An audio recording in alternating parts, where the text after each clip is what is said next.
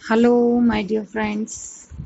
चलिए एक पेज आपका बीच में एक्सप्लेन करना रहता है। 2.1 की बात करते हैं। नेशनलिज्म इन यूरोप लेसन चल रहा है हमारा 10th class NCERT first lesson. और 2.1 में मैंने कुछ एक्सप्लेन कर दिया था आपको aristocracy and the new middle class के बारे में। ठीक है, इसके बाद नेक्स्ट पेज पे जो इसमें दिया है वो है in western and parts of central Europe the growth of industrial production and trade means the growth of towns and emergence of commercial classes whose existence was based on production for the market। ठीक है, पश्चिमी और मध्य जो Europe है वहाँ पे industrial production बढ़ता जा रहा था और व्यापार बढ़ता जा रहा था। ठीक है, इसी की वजह से नगरों की वृद्धि होती चली जा रही थी और कॉमर्शियल क्लास का उदय हो गया था, यानी वाणिज्यिक वर्ग का उदय हो गया था। इसकी एग्जिस्टेंस किस पे बेस्ड थी, यानी इनका जो अस्तित्व है वो टोटली प्रोडक्शन पे था। मार्केट में प्रोडक्शन के लिए ही इनका अस्तित्व था वाणिज्यिक वर्ग का।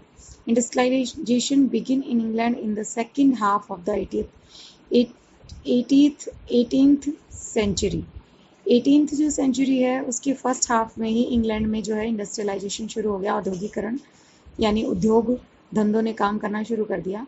But in France and parts of the German states it occurred only during the 19th century। लेकिन फ्रांस और जर्मन के जितने भी स्टेट्स हैं उनमें ये सब हुआ 19th सेंचुरी शुरुआत में।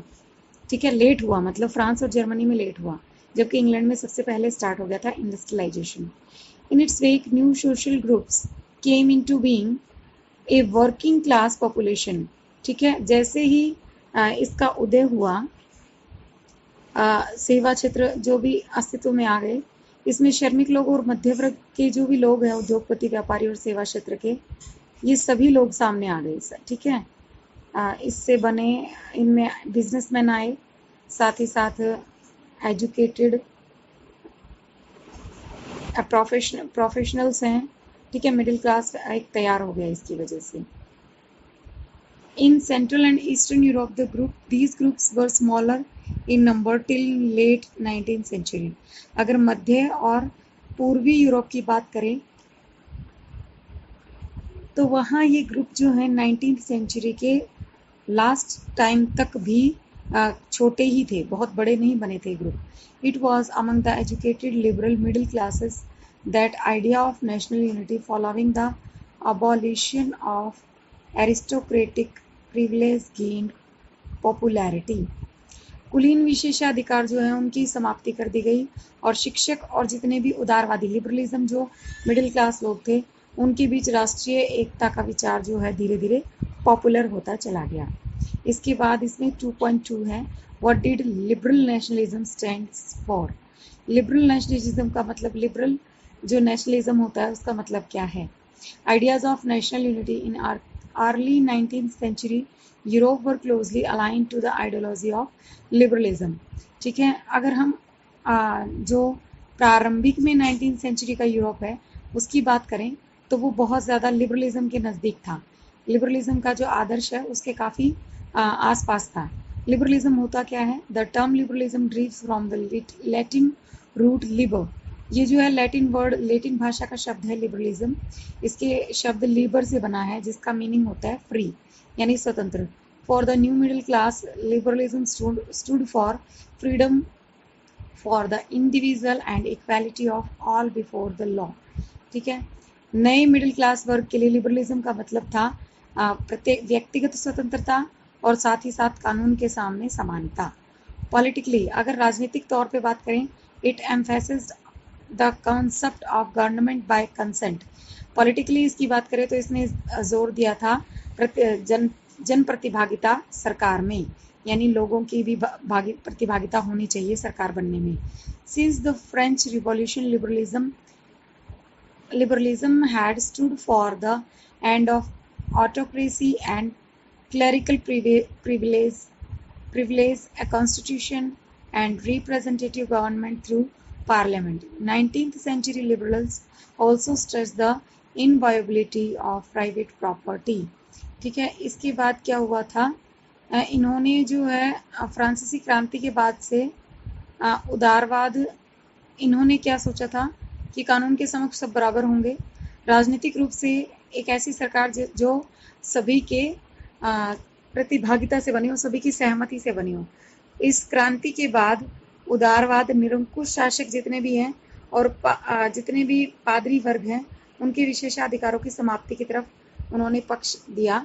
संविधान तैयार किया जाए और संसदीय प्रतिनिधि सरकार का वो पक्षधर बना, ठीक है। और साथ ही साथ उदारवादियों ने निजी संपत्ति के ऊपर, यानी प्राइवेट जो प्रॉपर्टी है उसके ऊपर अधिकार जो होना चाहिए, अधिकार पर भी उन्होंने जोर दिया। Yet equality before the law did not necessarily stand for universal suffrage.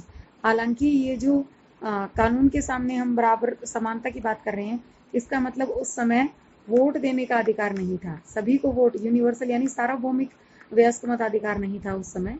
You will recall that in revolutionary France, which marked the first political experiment in liberal democracy. अगर हम याद करेंगे, रिकॉल करना चाहेंगे, तो फ्रांसीसी क्रांति, जो फ्रांस में क्रांति हुई थी, इसने मार्क किया था पॉलिटिकल एक्सपेरिमेंट, एक पहला राजनीतिक तौर पे एक एक्सपेरिमेंट किया गया था लिबरल डेमोक्रेसी का, द राइट टू वोट, यानी वोट डालने का अधिकार दिया जाएगा। And to get elected was granted exclusively to property owning man.